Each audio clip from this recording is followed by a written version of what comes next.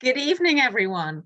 Welcome to the third of our 4 Volleyball BC Hall of Fame virtual induction ceremonies for the 2022 class of inductees. My name is Emma Gibbons, and I'm the CEO of Volleyball BC, and it is my pleasure to be the MC for tonight's ceremony. The 2022 Volleyball BC Hall of Fame virtual induction ceremonies are presented by GLC Solutions, a long-term partner of Volleyball BC, whose executive leadership team has a strong, deep-rooted connection to the sport of volleyball.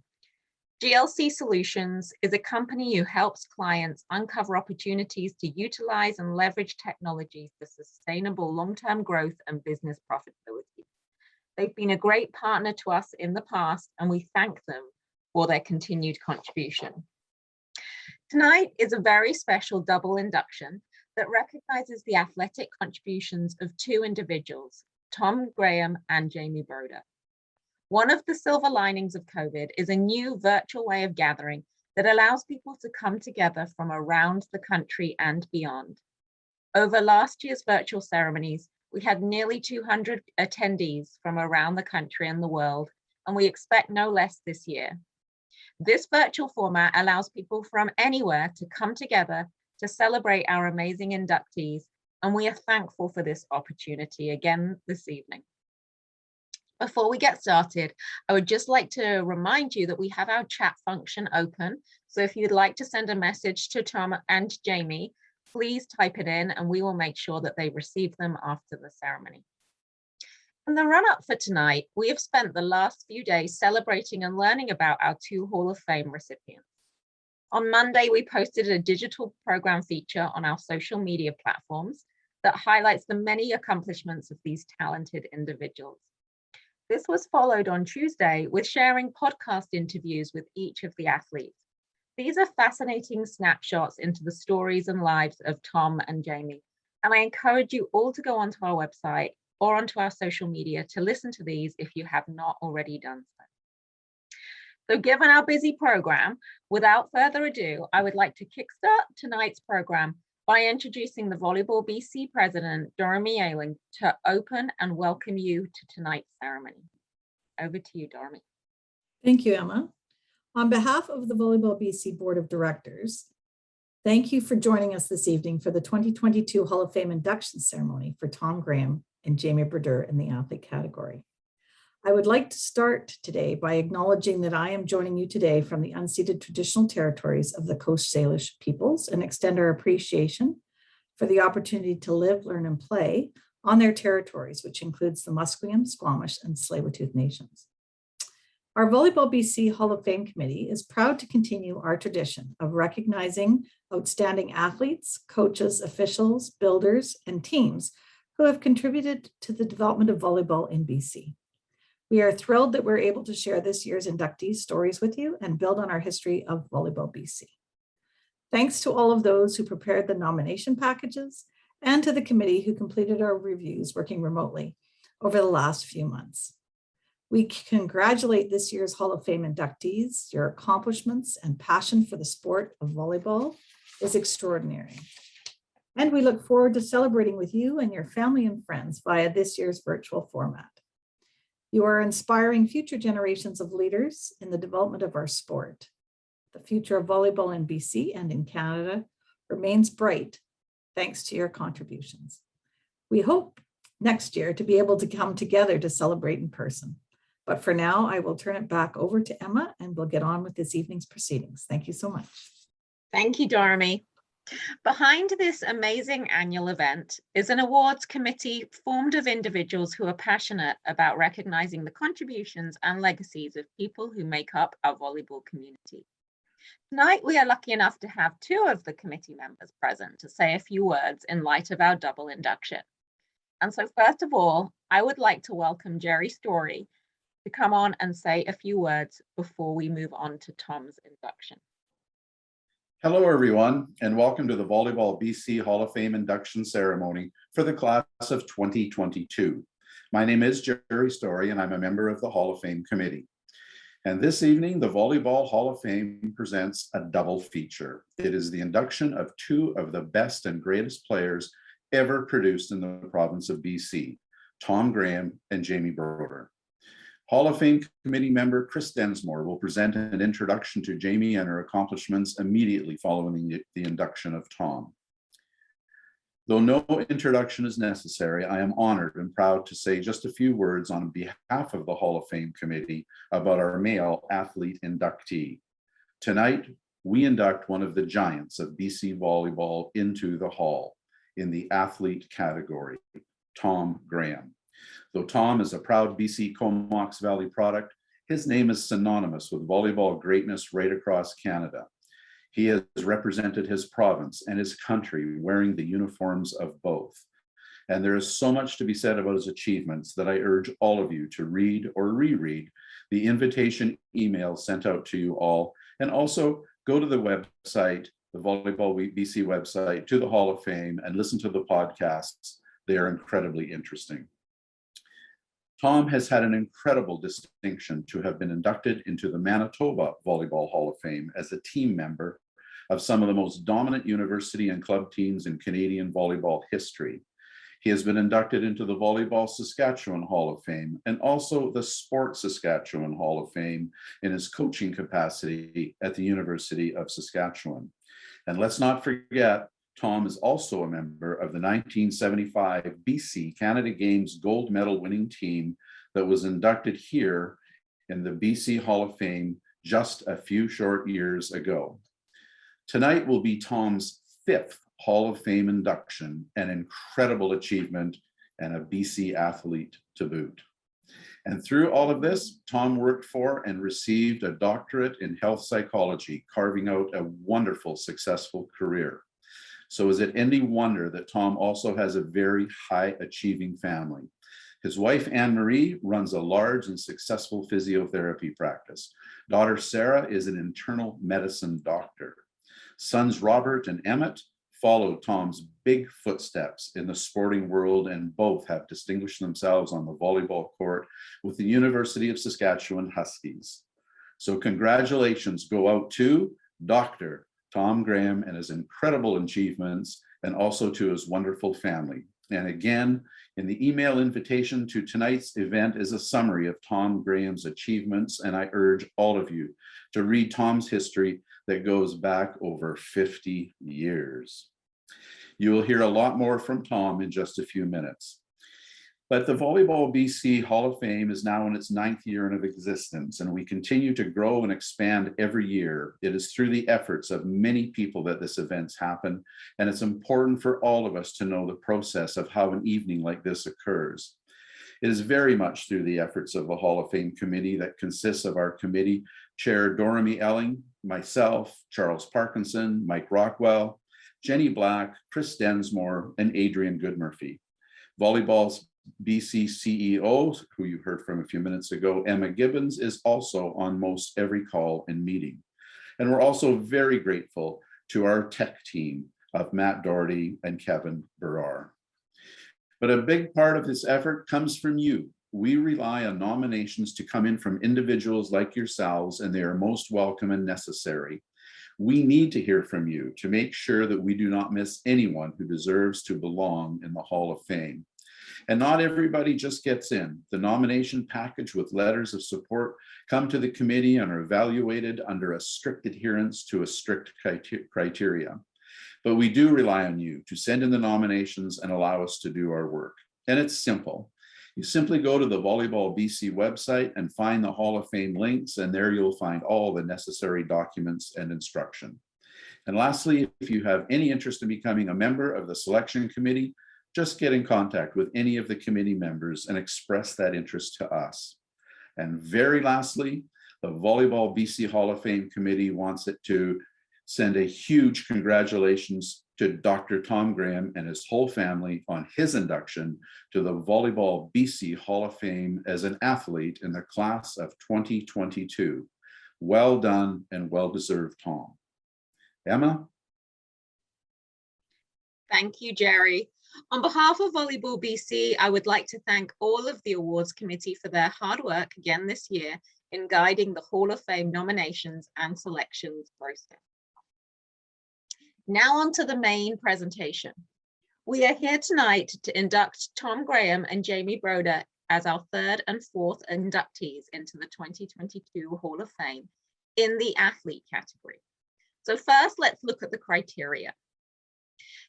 In order to be inducted as an athlete, individuals must meet the following criteria. They must be a British Columbian athlete or an athlete who has played for a team that was based in the province of British Columbia at the time of accomplishments. They can be any athlete of any discipline, including indoor, beach, or sitting volleyball, who have brought recognition or honor to volleyball on a national or international level in relation to participation in open level sports competitions. The accomplishments that may be considered include the Canadian National Championships at all levels, Canada Games participation and success, University Games, the World University Student Games, national team participation, and participation in World Championships or Olympic or Paralympic participation. I am very excited to introduce Tom Graham as our third 2022 inductee. I listened to Tom's podcast earlier in the week, and I couldn't believe the extent of his experience and contribution to volleyball. It was so fun listening to his journey and the many stories along the way. I'm sure that he will share some of them with us tonight. So without any further ado, I'm honored to introduce Tom Graham in the athlete category into the Volleyball BC Hall of Fame. My heart's a stereo, it beats for you, so listen close. Hear my thoughts in every note. Oh, oh. Yeah, the first time I met Tom, I think, was at a tryout camp in Mission for the provincial team. And here was this lanky, left-handed kid with long hair from Comox that ambled into the gym and clearly had talent, just didn't have a whole lot of experience and skills were still a little bit raw. But man, talk about a determined, easygoing but determined and kind of quietly competitive guy that you could just tell was going places. He was a very, very driven athlete and a little bit quiet in his mannerisms. But when he stepped in the gym, it was nothing but business and hard work and the willingness to learn. And he was very young when he joined our team. Honestly, he fit in marvelously. You could see that his goal was just to be there and to learn as much as he can and to help out the team in any way, shape, or form, and that he certainly excelled in those areas. Well, Tom joined the national team after the initial tryout in 1974. He was a later addition. Yeah, he was a real young kid, comes in from Comox, and I think he had a bit of a tough road to hoe because he had to make his way into the group, and Coach Neville certainly put him through a lot more than the rest of us at that time. I guess thinking that we'd already done our dues, but yeah, he was a great addition to the Olympic team, that's for sure. Well, a couple of moments come to mind. Tom was an unorthodox middle player. He was a left-handed player. Didn't have a natural middle hitter's arm swing, but he was tall. He was game as heck to play and a good blocker. So Tom could hold his own in those situations. And I remember him playing a really key role in our Canada Games team. That did so well in 1975. But he was one of those guys that just hit impossible angles. Left-handed guy, lefties often hit angles that people aren't used to. And Tom would hit these angles that you'd think, how is that physically possible that kid could put that ball in the corner? We were naming 12 players to go to the Pacific Rim Volleyball Championship in Hawaii. Tom was right on the cusp, right on the bubble of which person we were going to select. And I said to Al Scott, I like this guy. I think you should name him. He said, okay. We named him. He made it on the Pacific Rim volleyball team. But from there, he trained harder and harder and eventually made Canada's national team in the '76 Olympics. He's an inspiration. Not only did he go on to do exceptionally well with the national team, but he went on to coach and inspire other young players. He had to have a lot of determination, and it's like real quiet type, like he wasn't going to be turned away or miss out in any way. He just kept working his tail off until he got where he wanted to be, and turned out to be, as a left-hander playing left side. He was very tough to stop. One of the fondest things that I really remember in spending so much time with Tom was his roots in BC, and he absolutely loved being from BC. And he's done so much for volleyball across this country, and in combination with the fact of letting everybody know that he got his start in BC, and the love for the game was developed in BC, and he's extremely proud of that fact. Tom, congratulations on your induction. It's high time that you joined Larry, Tom, and I in the hall, and totally deserving. Congrats, man. Way to go. I highly endorse Tom Graham to be a member of Volleyball BC Hall of Fame. I'd just like to offer my congratulations to Tom in being inducted into the BC Volleyball Hall of Fame. It's a great honor. BC is rich in volleyball talent, and for his name to be added to that list, I think is a great feather in his cap, and a certainly a well-deserved one. Huge congratulations from all your teammates, all your Canada Games teammates, national team teammates, and fellow BC athletes and players who came up with you. You had an impact on all of us. You made us all better. You made us learn about the idea of working hard towards a goal, and you did that throughout your career, not just in the volleyball side. So a real pleasure to be a teammate of yours, and more importantly as a friend. But I just want to take my hat off and wish you the very, very best, Tom, as you go into the Hall of Fame. Congratulations. What a great video with great testimonials about a great athlete. On behalf of Volleyball BC, it is my absolute pleasure and privilege to welcome to the Volleyball BC Hall of Fame, Tom Graham. Tom, the stage is all yours. Thank you, Emma. The history is so humbling. It's amazing. I hope that this speech, if that is what you want to call it, is a combination of thanks and memories. And I'd just like to start off by acknowledging Tom Jones as the nominator for this induction. These things don't happen all by themselves. And from experience, I know that a good nomination takes an awful lot of effort. And I know Tom got Vic Lindell, Bill Neville, Al Scott, Greg Russell, Garth Pischke, Jerry Story, et cetera, to write strong letters of support in support of this nomination and this induction. So Tom and I go back an awful long ways. We broke in about 1973 in the provincial team system about the same time. Of course, Tom has an incredibly successful background as the starting setter for the most successful Olympic team in Canadian volleyball history in Los Angeles in 1984. And I just consider it very poignant to have been nominated by Tom. So thank you, Tom, very much. Who made a difference for me in the early part of my volleyball trajectory? Well, my parents to begin with. They raised me humbly. They paid for my volleyball dependency in the early stages when I couldn't afford to go to camps, and they sent me to those things. And they were a rock for me when I grew up. Dad in particular had a role in my development as a volleyball player. We played table tennis every night when I was 8 to 12 years old, and it took me 4 years to beat the guy. And I think I learned some perseverance as a result of that experience. Dad spent a lot of time throwing with me in the backyard. So we learned how to throw curveballs together. And I think that really predicted the number of balls that I hit and mishit as a volleyball player later on. So if you're a pitcher and you spend a number of years pitching, it becomes very, very difficult to mishit a volleyball. And I had the good fortune to pitch 4 or 5 years before I ever took up the sport of volleyball seriously.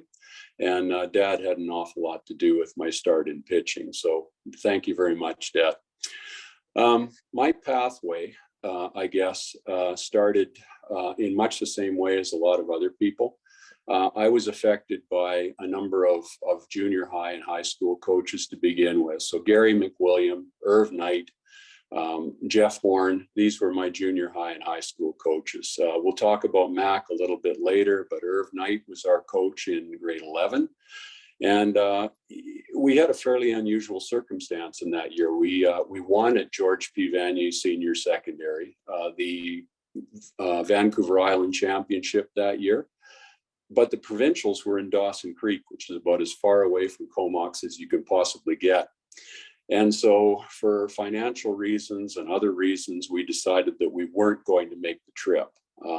We would have got killed by the Revelstokes and the Missions of the world at that time, but I wish we had gone at this point. Jeff Horn was our coach in grade 12, and Jeff took a bunch of grade 12s that probably needed to learn a few lessons about life and learn how to behave on a volleyball court as well. And he taught those lessons to us in a humble, assertive sort of a way. So thank you, Jeff, for your role there. I attended the Winfield camp, and it was there with the Dave Keplers, the Dwayne Retschkas, the Wolfgang Neufelds of the world in my group that I learned for the first time what a great volleyball player looked like. And I had the chance to meet Glenn Burrell at Winfield for the first time too. So Glenn and I kind of became accountability checks on the training side. We both had to train very hard to reel in a lot of the players that initially were better than us in the provincial team pool and pass them and eventually become members of the 1975 Canada Games team. That took a lot of work. Glenn and I realized that very early on, and we kind of compared notes and checked up on how each other was doing in terms of completing the extras and the things that we had to do to succeed and become members of that team. So that was special for me for sure. Vic Lindell came up to Courtney early on, probably, I think it was in grade 11, and he conducted an ID camp in Courtney. Vic conducted the camp. I asked a couple of questions, and Vic thought I had a pretty good attitude at that point because of the questions I asked, and he invited me to the Mission camp, which was the first provincial team camp on our road to the 1975 Canada Games. So I head over to Mission.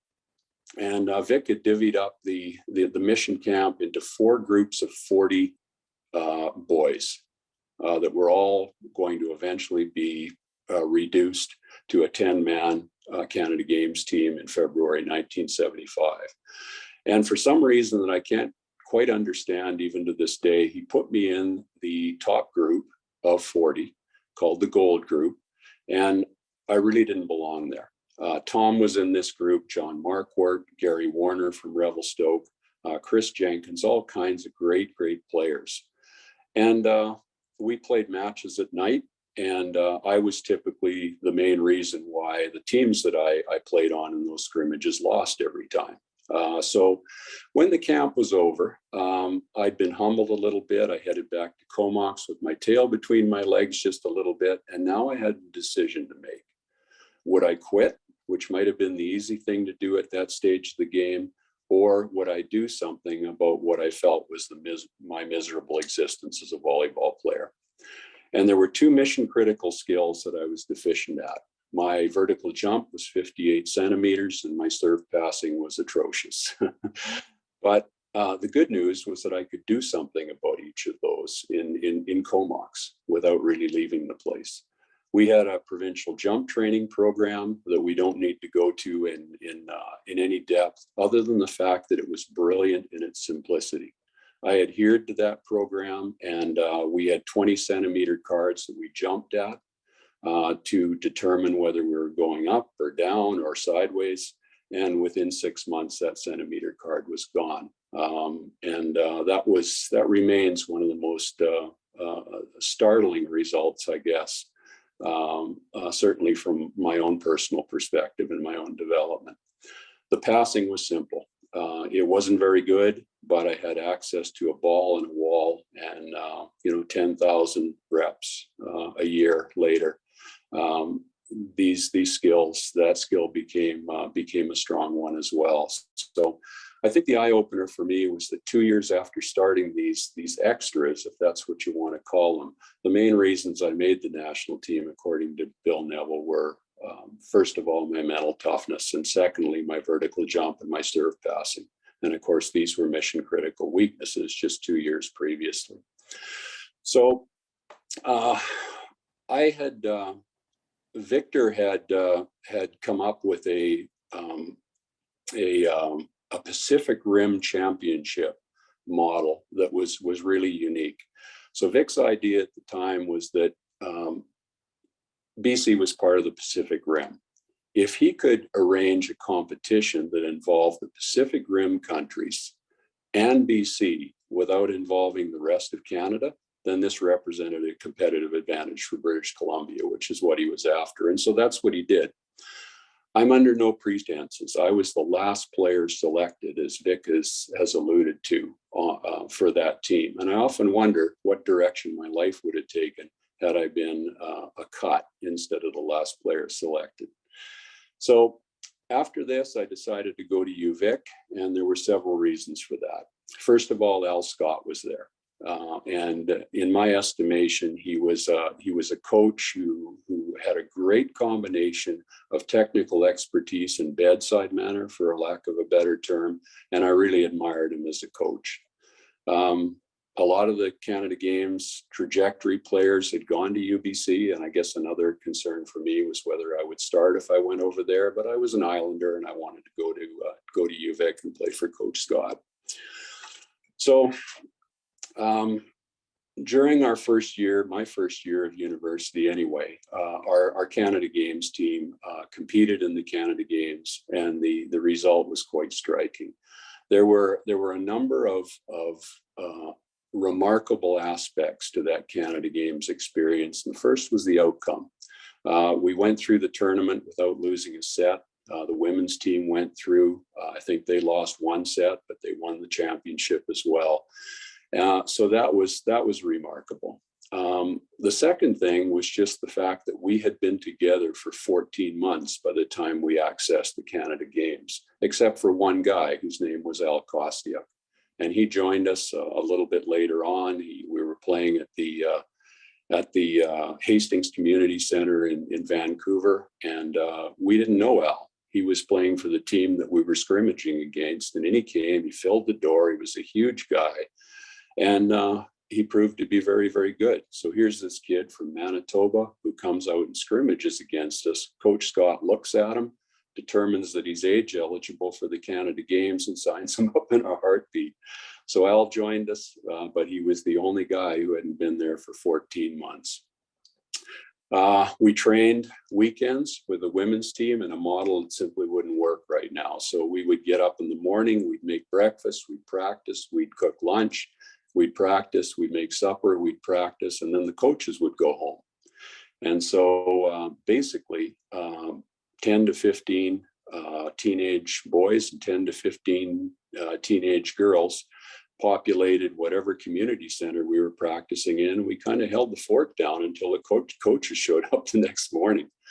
So it was an experience, but all good.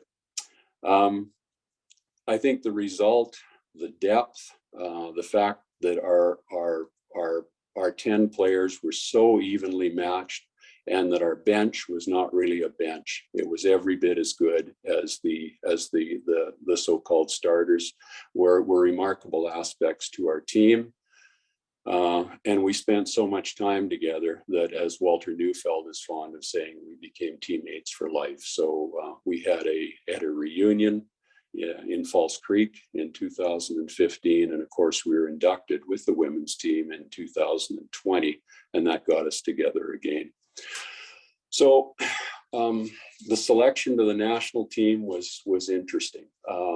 There's a bit of a story there. I'll try to get through it quickly. Vic had set me up to go to Japan with the University of Calgary under a wonderful man named Bob Bratton. So at the end of a BC tour in Sparwood, I hopped in a van, drove to Calgary with a bunch of guys I didn't know. We trained for 3 days, and then we went to Japan together. We played every day while we were over there, but we didn't practice very much. And so I came back to Canada in questionable shape for the upcoming national team camp, which was 2 weeks hence. So this is what I did. I'd run into Courtney in the morning, which is about 4 miles, have a 2-hour weight workout and come back by noon. So by noon, I had 8 miles in and a significant workout. In the afternoon, I'd run up to the junior high and get access to the gym. I'll tell you about that in a minute. And do some boards, run some lines, do some jumps, serve and pass against a wall, and then I'd run home. So at the end of the day, I had about 12 miles under my belt and 2 significant workouts. The access to the junior high gym, and this is where Gary McWilliam comes back in again, was a result of Gary simply giving me a key to the school. So I'd run up there, open the door, pardon me, let myself in, do the workout, lock the gym, and run home with the key. So I had the key for 2 weeks, again, in a sort of a scenario that wouldn't really work very well right now with the legality and liability issues. So I was in pretty good shape by the time I went to the camp. Here's some context for the camp. The national team had gone to the NORCECA Championships and finished 5th. And one of the reasons for that finish, in the estimation of Bill Neville, the head coach at the time, was that the team perhaps needed a mental toughness presence that it didn't have as much as he would like at the time. And so we had a selection camp coming up, and you can imagine what that camp was like. It was the most challenging physical experience of my life. We began with 14 athletes. We ended up with 9. We had players catching flights out of Sudbury, Ontario, because they couldn't handle it anymore. One guy had spleen problems, and it was just a really, really difficult camp that's chronicled in a National Film Board of Canada documentary called Coaches, if anybody's interested in looking at that. So Al Kostyuk, Glenn Burrell, and myself from BC showed up in shape. Burrell did 132 push-ups to a fist and blew everybody out of the water by about 50 push-ups. I lapped everybody in the 12-minute run, and Al was bigger and stronger than either of us. So I think Coach Scott won some money as a result of the physical fitness quotient that his players had. So Bill Neville had a guy in his training squad who had blown a really significant max VO2. He was a cross-country skier. So Bill placed money on him, Al placed money on me, and Al got the money.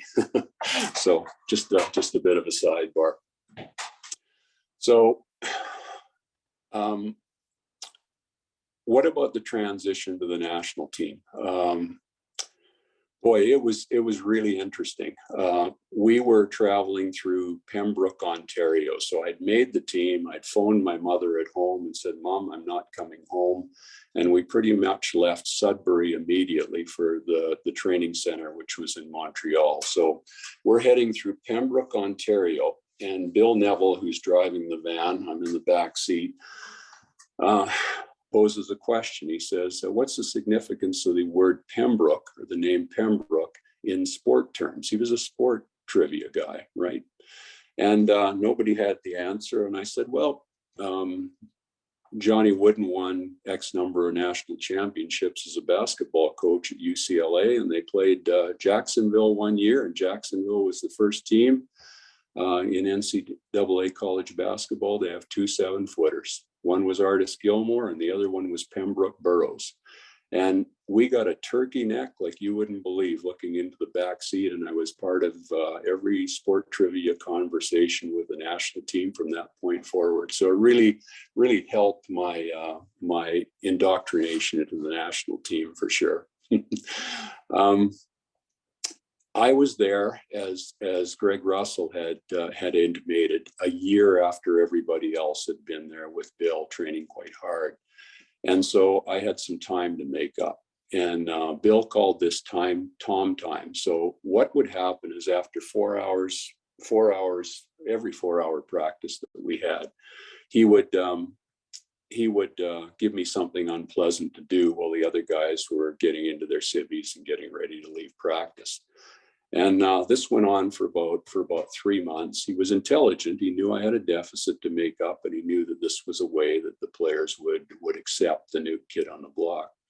So this went on for 3 months, and we're in this dank gymnasium in Romania. And Bill gives me a set of choreographies to do. So you run, you jump. They're designed to make you tired. And, I do 3 or 4 of these things, and then Bill says, okay, Tom, as soon as you do the next one faster than the first one you did, you can go. And of course, it was an impossibility.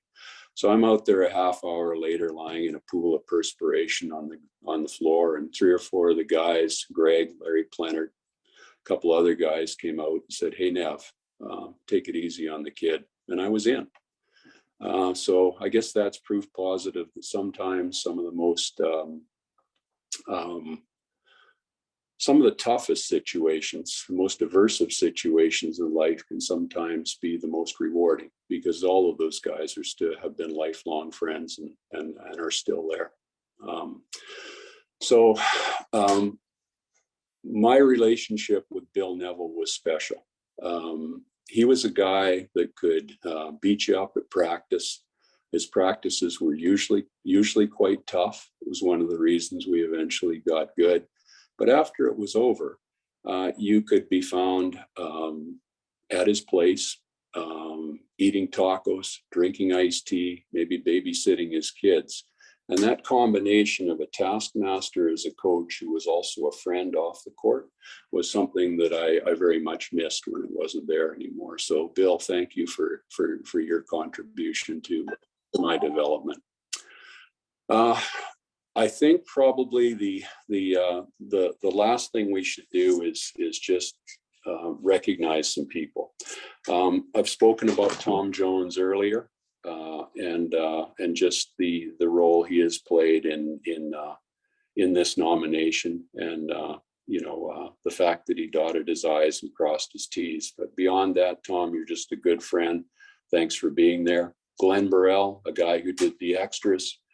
Chris Jenkins, Wayne Ward, Warren Ham, Walter Neufeld, guys on our Canada Games team with John Marquardt and Gary Warner and all of those guys that just have been friends for life.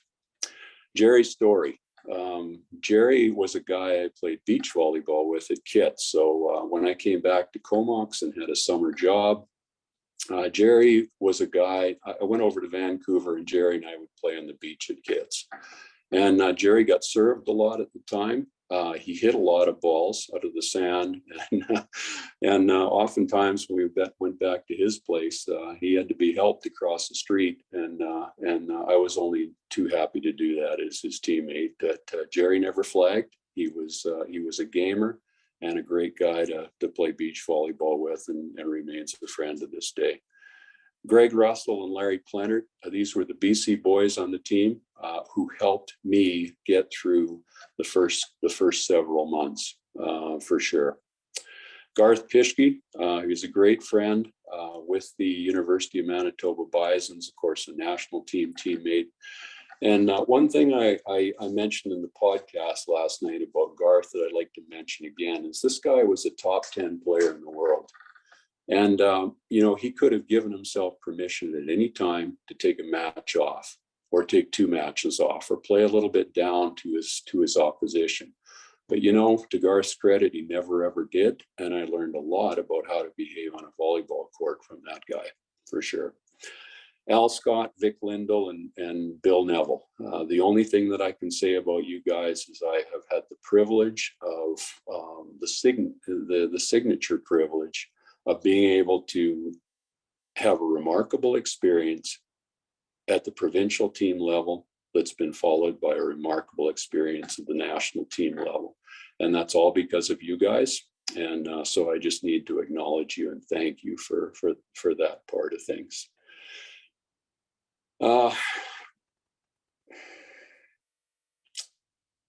I think the other thanks probably go to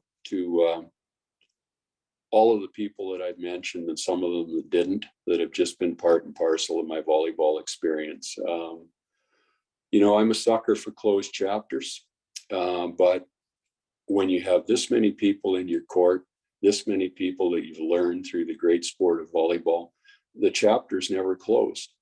And so you often don't shed too many tears when you get inducted or something like that. It seems like the logical conclusion to your volleyball existence.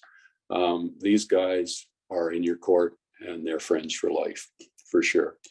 To Volleyball BC, there's too many names to mention, but I can't believe the professionalism with which you carry out your tasks and the celebration that you allow people like Jamie and I to have as a consequence of this avenue into the VBC HOF.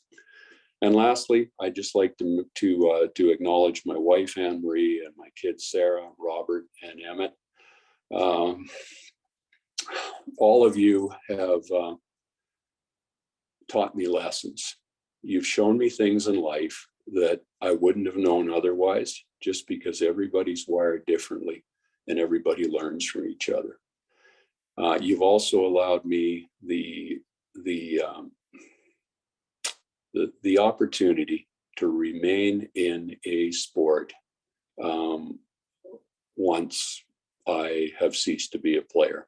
So when I quit playing, you were absolutely fundamentally supportive of the coaching endeavor at the university level and the developmental coaching endeavor that we went into after that. So I wanted to thank you for everything that you've done and the fact that you've allowed me to stay in the game for the amount of time that I have.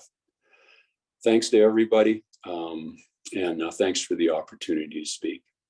Bye for now. Thank you, Tom. I just really loved your words tonight, and what really resonates with me is the tenacity and hard work and perseverance that you were talking about. I'm not sure there's many people who could sustain those daily runs and workouts that you were doing.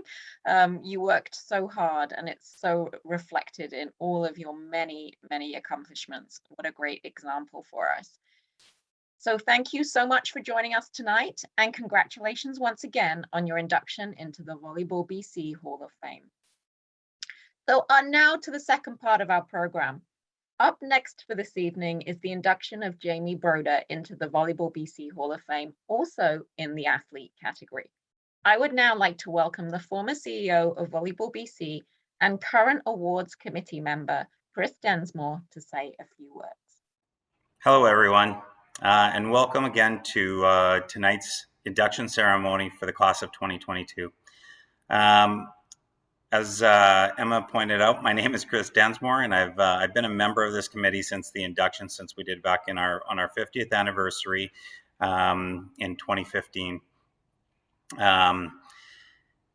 I'd first like to congratulate Tom Graham. Love listening to the stories, your podcast, hearing about all those amazing people that you've played with. It's very inspiring, and your achievements and contributions go far beyond you just being an athlete. So congratulations and welcome to the Hall of Fame. It is now my great pleasure to introduce our second inductee of the night. Jamie Broder is hands down one of the most inspiring BC volleyball athletes to be inducted into the Hall of Fame, and her achievements clearly will highlight why she is being inducted tonight. From the beginning of Jamie's career, you'll probably hear this a lot tonight in the stories, too many people told Jamie she was too short. And the great thing is Jamie's perseverance. This only motivated Jamie to prove them wrong. And I think it's great that everybody would say that, because it really, she took that and took that negative and turned it into a positive, which she's done her entire career. Although Jamie won many national championships, both indoor and beach volleyball, the greatest highlights, I think, for her happened in 2015 and 2016. During that time, she made Canadian volleyball history. Her and her partner were the first women teams to win a gold medal on tour. She was ranked #1 in the world and then went on to represent her country at the Olympics in 2016 in Rio. You're going to hear some amazing stories tonight about Jamie and her accomplishments and why she's been such an inspiring inspiration for young female athletes. I was thinking tonight about a few people that are the young people that I had an opportunity to work with as well. And Megan and Nicole McNamara just adored Jamie, and Denise Wooding, who she got to play with. If you listen to her podcast, she'll talk about that. Amber Brown. These are all athletes that just were, to be honest, they're short like Jamie, and people have told them that you're too short. And seeing Jamie be able to do what she's done, I think is only continuing to inspire those people. I'd like to give a quick shout out to everyone tonight who spearheaded for the entire class of 2022 for the nominations, as well as those people who put the support letters in. The people who do this, it is greatly valued, it's needed, and we want anybody who thinks that they have someone in mind to nominate, please check out the website, reach out to one of the committee members. We will help guide you through the process. I know that when this committee started, and we definitely wanted to make sure we did it right. And as Emma said earlier on, I think the pandemic has actually been a blessing in disguise, or silver lining, as she said, in that all the work that we're doing it's a digital, a virtual presence that is going to be made that everyone can follow afterwards. It's great to see everyone in person, but I do love the fact that Volleyball BC is doing a great job of this. And that also goes out to our committee members who do a lot of work, as well as the staff. And I mean, really, the staff are the one who are doing the brunt of the work. So kudos to them, and thank you very much. Lastly, I'd just like to personally congratulate Jamie on her amazing career. I had the great pleasure when I first moved to Vancouver Island to coach Jamie at a tournament down in Seaside, Oregon. She was 15 years old. And from there, I've been able to see her develop and grow over the years. We got to travel together to tournaments. And now 20 years later, I couldn't be more proud of the person and role model that she's become for the future generations. So congratulations, Jamie, for your ongoing perseverance and constant pursuit of excellence over your career. Over to you, Emma. Thank you, Chris. Wow, that's an awesome introduction. I'm so excited to introduce Jamie Broder as our 4th 2022 inductee. One thing that you may or may not know about Jamie is that she's currently the athlete representative on Volleyball BC's board of directors, which means that I've had the pleasure of personally working with her for the last year or so. And aside for her well-renowned athletic accomplishments, Jamie is a skilled and talented professional, and I've learned so much from her expertise and input over the last couple of years. She's been selfless and tireless in her contributions to the board and in making our sport better in BC. So thank you, Jamie, for everything you've done and continue to do for Volleyball BC. I am now honored to introduce Jamie Broder in the athlete category into the Volleyball BC Hall of Fame. My heart's a stereo, it beats for you, so listen close. Hear my thoughts in every note. My first impression of her was I was intimidated by her because she was such a focused person. Like, everyone else was kind of there to have fun, but I could tell that she was a person who took it really seriously from the beginning. So for me to ask to be her partner was a little scary at first, but I'm really glad I did, obviously. I, among others, underestimated how good Jamie was. And, as a high school player, as a club athlete, we were aware and interested in her, and I should have pushed a lot harder to have her join our team earlier. And I think that just speaks to, maybe for a slightly smaller player as an outside hitter, how well she did. Well, that was one thing that I actually first caught my attention to Jamie, was that she did play so much beach volleyball, and my background is in beach volleyball as well. So just her ability to read the play and her ability to move around the court was huge. And I think that she picked that up playing in the beaches in Victoria and definitely up in Parksville. I only appreciated Jamie when I got the chance to coach her, and I saw not just what she brought skill-wise, which was tremendous, but what she brought in terms of a competitive fire in a quiet, calm way, and how great she was as a teammate. So you put those three things together and a coach can't ask for more, and you don't need height to do that. She's phenomenal for her size. And it wasn't really a factor for me because there was so much more to her than just how tall she was, because she proved herself every day at practice with her skills and her power and her dedication. And the height didn't really even seem to matter. Like, she was literally the shortest person at the Olympics when we played. And we won games, and she definitely belonged there. Jamie had to work for every single attribute because of her height. She didn't let her 5'7", 5'8"-ish frame set her back. So many people said, oh, you can't do this, you can't do that. Her hard work, her determination got her to where she is today. And that's something to be said, especially in the sport that we play, where it's based on height, and so many doors get shut for athletes, female athletes especially. And I just think that Jamie proved everybody wrong, and it all came from her hard work. So I think that's a main reason why she should be in the Hall of Fame. Everywhere she went, she won.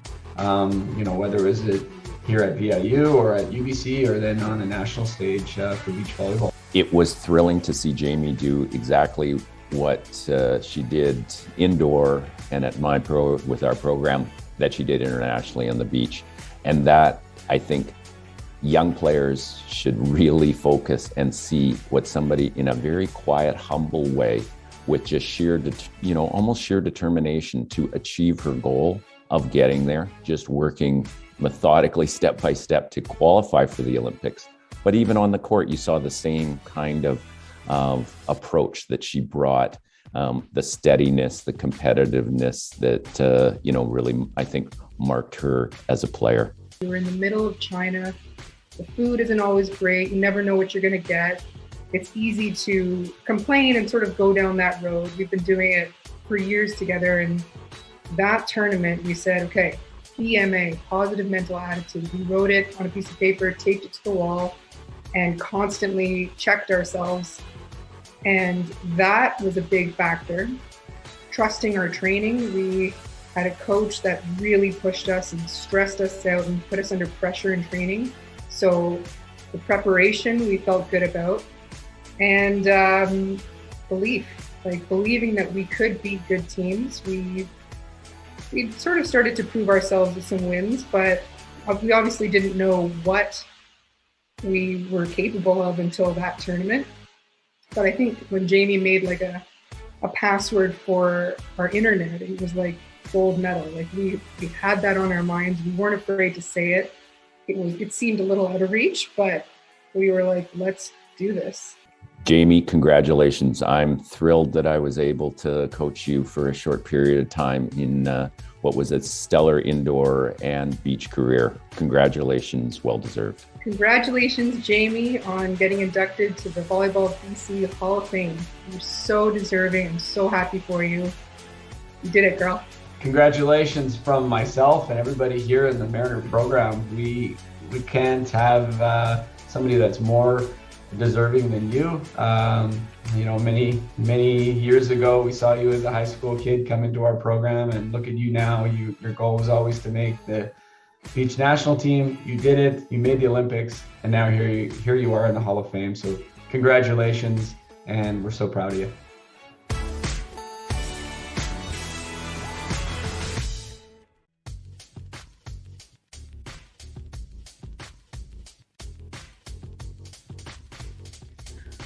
What an amazing video about an amazing athlete.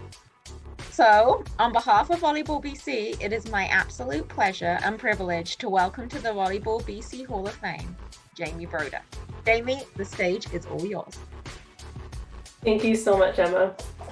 Wow, thank you. It's pretty emotional to look back on some of those photos and those moments throughout my volleyball career and really just recognize the incredible people that have been alongside me throughout this journey. First off, I really just want to congratulate my fellow inductees. So Glenn, Rod, Tom, Audrey, and Moo. It's an absolute privilege to share this honor with such an impactful group of people within the sport of volleyball. And I've loved just hearing your different stories. Loved hearing Tom's story tonight. It's just great to, so many familiar names and people that have really touched so many different athletes' lives in the sport. So it's pretty incredible to hear.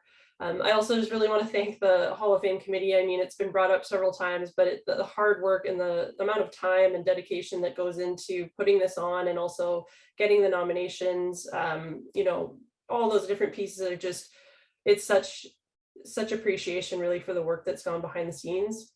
A special thank you to Chris Densmore for putting forward my nomination, and to those who contributed to that package and really spoke on the video. I'm truly quite humbled by some of the words that I've heard. As many have stated before me, it's quite hard to accept recognition as an individual for team sport. And none of what I've achieved through the sport of volleyball has been accomplished alone or has been possible without these incredible teammates, these coaches, these mentors, my family that have all been on this roller coaster with me that is high performance sport and dreaming big. So when I think about my journey in sport in particular, I fell in love with competing and being active at a really young age. I came from a very active family. I was a multi-sport athlete. I was playing soccer, basketball, track and field, competing in equestrian, doing tap dance, believe it or not, as well as skiing with my family during the winter season. And as I reflect back and hear that list now, I don't think, wow, I sure did a lot. I actually now as a new parent think, wow, my parents must have been absolutely insane to say yes to all of those commitments, because I now recognize that these weren't just my own commitments. These were honestly commitments of my family in order to support my passions and to get me from point A to B to C to D to all of those different activities. And not to mention, I'm not an only child. So there's some other people in the family there to also be driving around. So I just want to acknowledge how extremely lucky I am to have parents who supported these passions and also listened when I said I wanted to quit tap dancing. I wanted to keep doing other sports and keep playing volleyball. So I grew up in Victoria. I went to Claremont Secondary, which was known as a volleyball school, with amazing coaches and athletes that came from that program that were also passionate about the sport. So I feel like it was almost osmosis. I was surrounded by just volleyball all the time. People loved it. We were playing at lunchtime. We were spending, any time we had just hitting a ball around and just constantly having fun with the game. I had people like Sean Ryan, who was running the program at Claremont at the time. Dave Corin was also my coach through high school, who's now a very valued member of Volleyball BC and very impactful in the community, continuing today.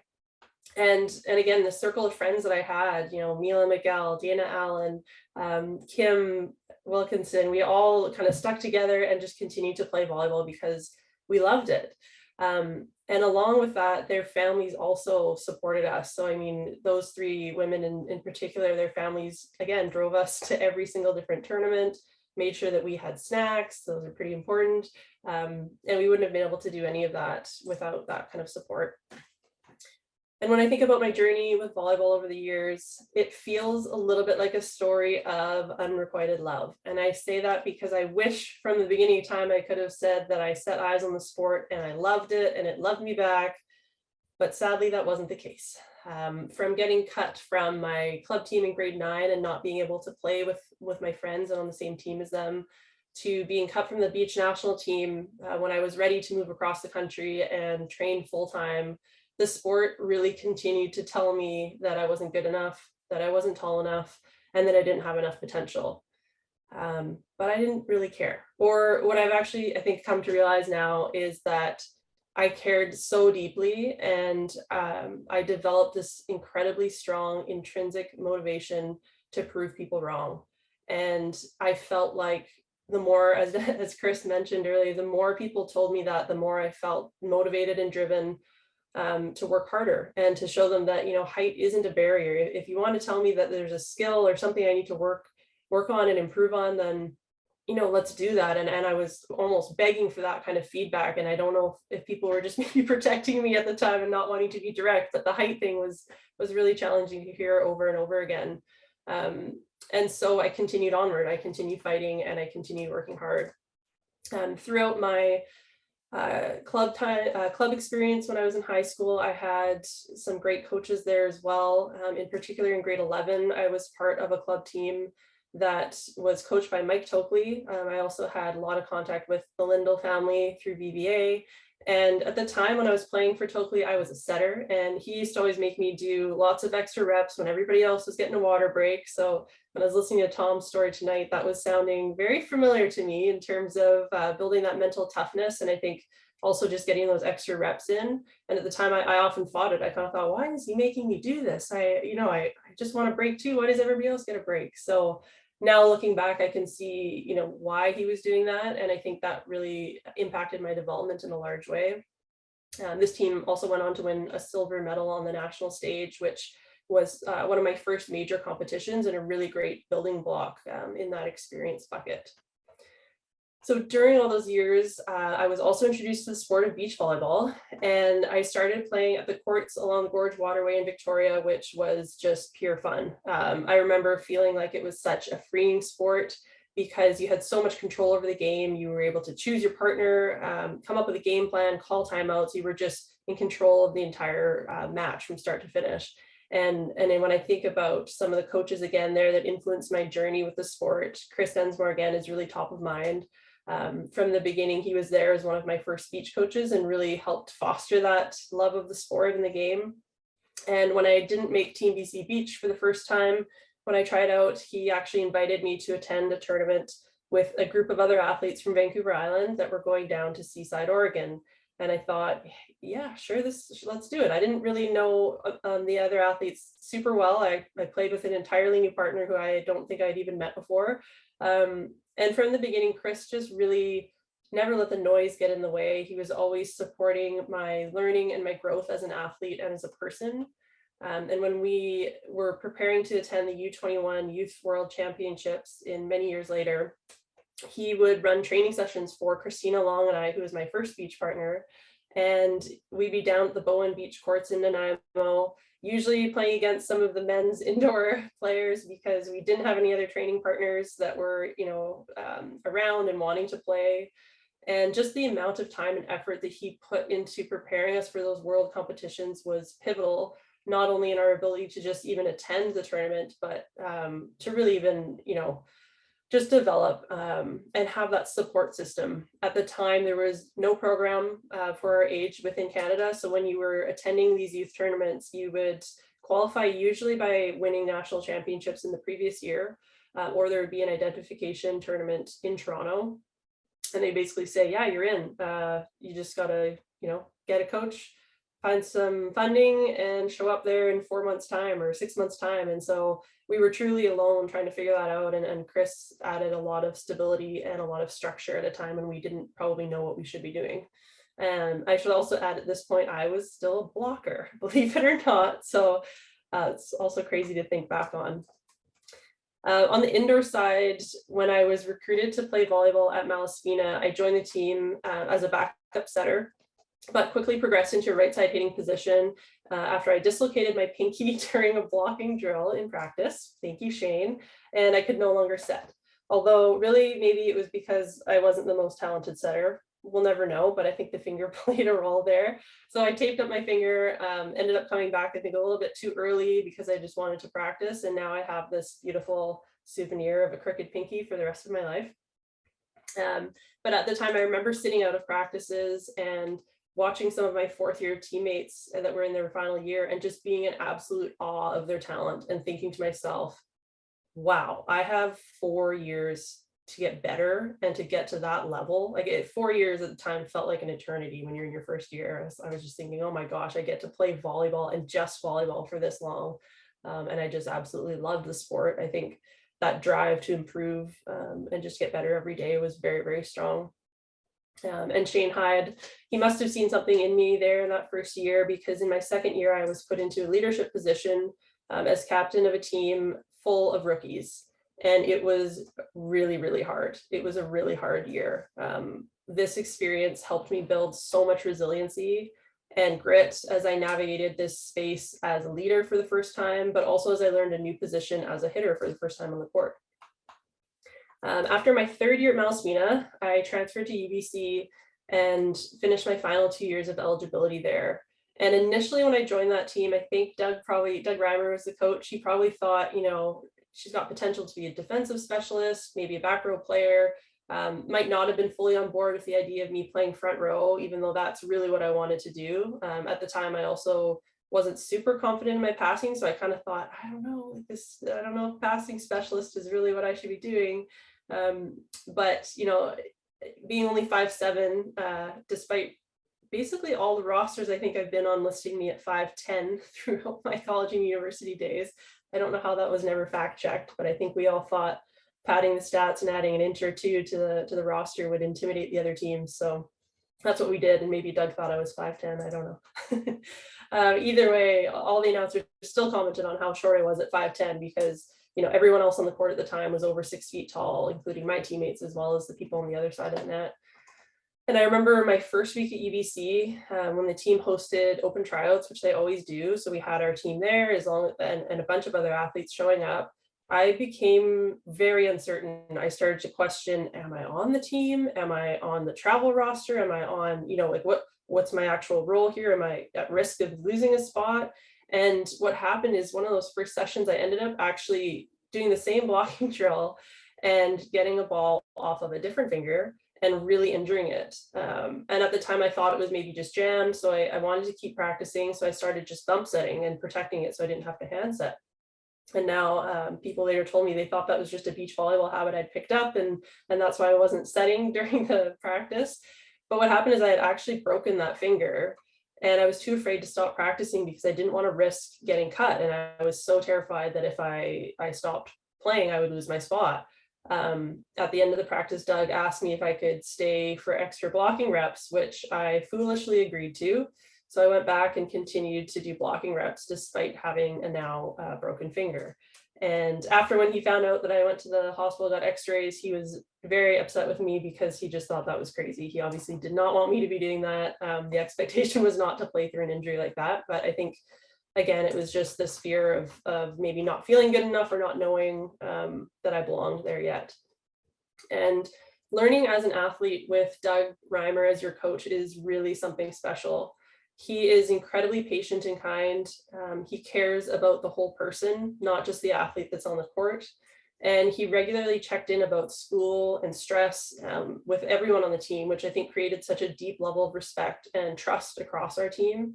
He instilled this buy-in for committing to the process and putting in the work. He always reminded us to get comfortable being uncomfortable, which is a phrase that I have repeated throughout my athletic and professional life on many, many occasions. During any times of uncertainty and stress. And there's so many other Dougisms, as we called them, that were really just these wise insights into the game and into life. So winning the national championship in 2008 with this team is one of the greatest sporting memories that I have. We clawed our way through the tournament, never giving up, even when the odds and the scores were stacked against us. We ended up winning in that final against Montreal 2018 in the 5th set.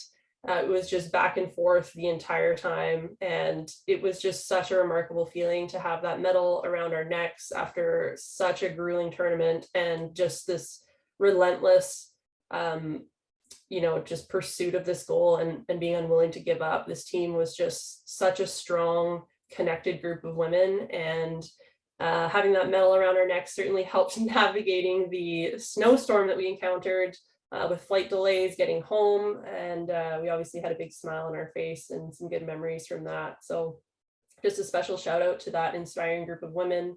I have such a deep level of respect and admiration for everything that they've done professionally in their lives, and also just how they've contributed to the sport and that connection that we share. And believe it or not, beach volleyball can be a very lonely sport. As glamorous as it appears on the outside with international travel, with white sand beaches, sunscreen, it is an absolute grind.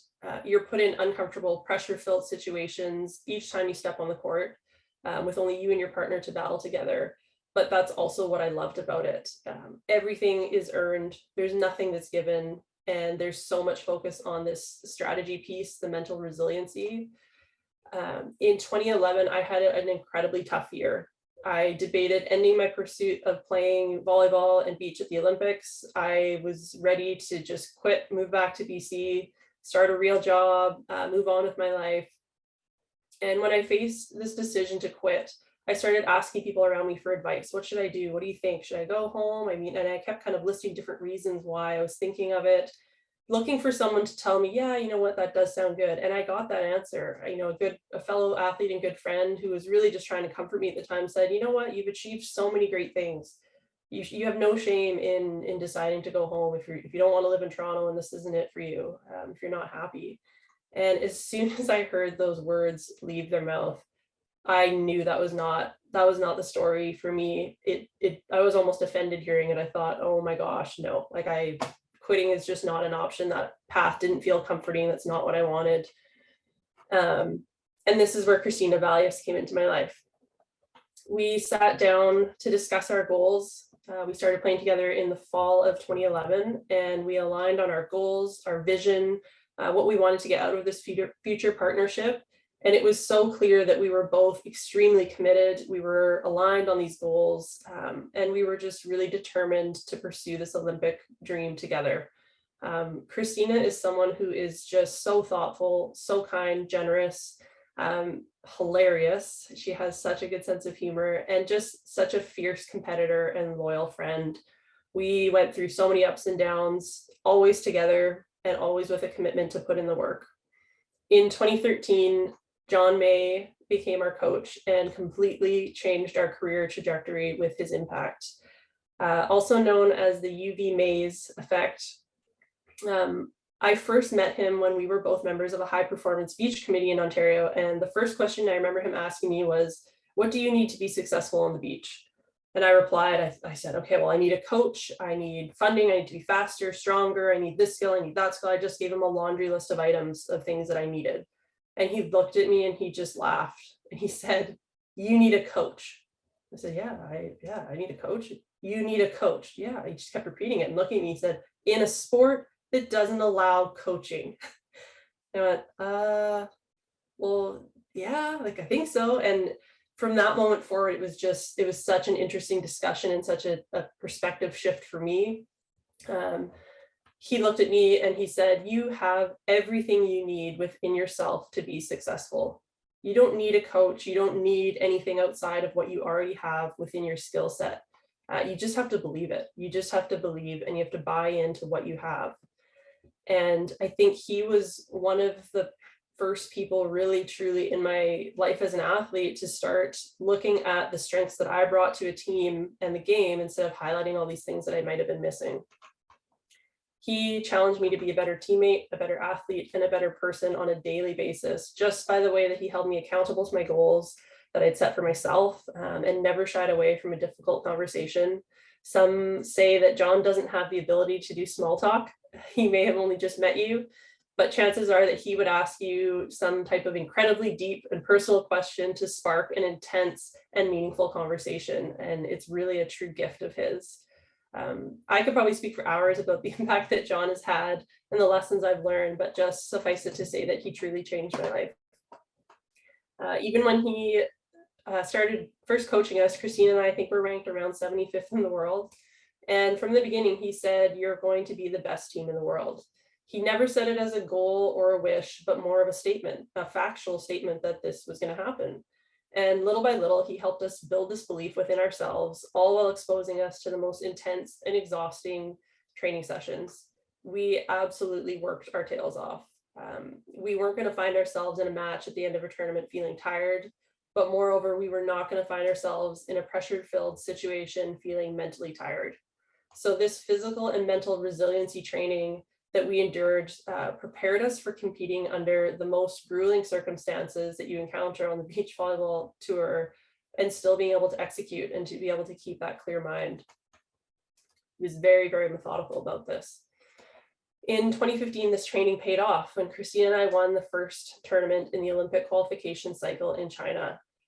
By the time we played in the finals, we did not have a single other Canadian team or staff member there with us. John was actually not able to travel with us to the competition, so we were just, Skyping him, emailing, FaceTiming, trying to go over game plans and just connect. But really, we were alone. We were together, Christina and I, but we were alone there, but leaving it all on the court. And that really set the stage for an incredible season where we captured another medal and many other top 10 finishes. We worked ourselves up slowly in the ranks, and for a period of time, we were the #1 team in the world, just as John had so casually stated that we would be. Competing in Rio and representing Canada at the Olympics was an incredibly proud moment. Our team overcame a lot of obstacles to get there, and through everything, we stayed committed to each other and to the task at hand with a laser focus. One of my favorite memories from the games was actually one of the photos that came up there on the screen was getting high fives and hugs to our family and friends when we were still inside the court, celebrating our first win against an Italian team. You saw those red Team Broder Valley shirts. We had those made, our family had them made by Canuck Stuff, and we kept getting photos of people wearing these shirts sent to us when we were at the Olympics from back home, cheering in front of their TV screens. And it was just so uplifting to feel that kind of support and love. And I still look back on all of those memories so fondly. And as cliche as it does sound, looking back at my career, it really is about the journey. I mean, the highs would not have felt as high without having gone through a lot of those lows. And I believe that the mountain is the way as long as you keep climbing. There are dozens of more people that have created waves of impact throughout my journey. And I really want to say a sincere thank you to all of you. For the coaches and the builders that are in the community today that are spending time sharing their passion for the sport. Whether your athletes go on to compete on the national team or stop playing after high school, know that you're having a profound impact on their lives and on their personal development. I just want to give a really special thank you to my family, who has always supported and believed my dreams were possible, even when I didn't. And I never would have been able to persevere the way I did without this foundation of love and support. My husband, Maverick, you've been my rock, my cheerleader, my safe space. So thank you. It's just such a joy to see your passion transfer now to the next generation as an indoor and beach coach. And my daughter, Emmy, I can't wait to see what interests you're drawn to, and better believe there's a big community that's going to rally around whatever it is that you love. So in the end, I'd say with my love story, volleyball did start to love me back. It just took a lot of persistence and sheer will in order to prove that this love of mine wasn't fleeting. I've always been extremely loud and proud to be from BC. And I just, again, want to thank the community from the bottom of my heart for your role in continuing to advocate for and support athletes in this beautiful sport of volleyball. So thank you, Volleyball BC, for this incredible honor. Wow, thank you, Jamie. I love that story, and I think I love it more because you show again like that theme of perseverance, tenacity, and hard work. And you didn't take no for an answer, and you just put your head down and worked. And like Tom, your focus paid off in a huge way. So I think we're extremely lucky to have you around to inspire our young volleyball players who are coming up in our system. So thank you for that. Thank you for joining us tonight, and congratulations once again on your induction into the Volleyball BC Hall of Fame. Before we close off the program for tonight, I did want to give everyone a quick reminder that we do have the chat function open. So again, if you're newly joining us, please leave your message of congratulations for Tom or for Jamie in the chat, and we will make sure that they get a copy of that after the end of tonight's ceremonies.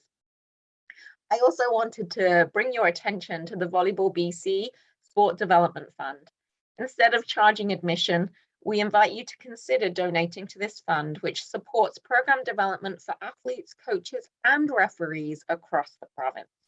Last year, we raised nearly $2,000 towards initiatives that help introduce volleyball to new communities. Please visit our website if you're able to contribute. I would also like to let you know that next week, on Wednesday, March the 30th at 7 o'clock, we will be inducting our final 2 inductees, Moo Park in the coach category and Audrey van der Velden in the athlete category and into the Volleyball BC Hall of Fame. We invite you to come back on the same day at the same time and learn more about Audrey and Moo's contributions to our volleyball community. You can sign up to attend on our homepage. Thank you to all of you who attended tonight. What an amazing evening and what inspiring stories we just heard. And once again, a huge congratulations to Tom Graham and Jamie Broder, our third and fourth inductees into the 2022 Volleyball BC Hall of Fame. Enjoy the rest of your night.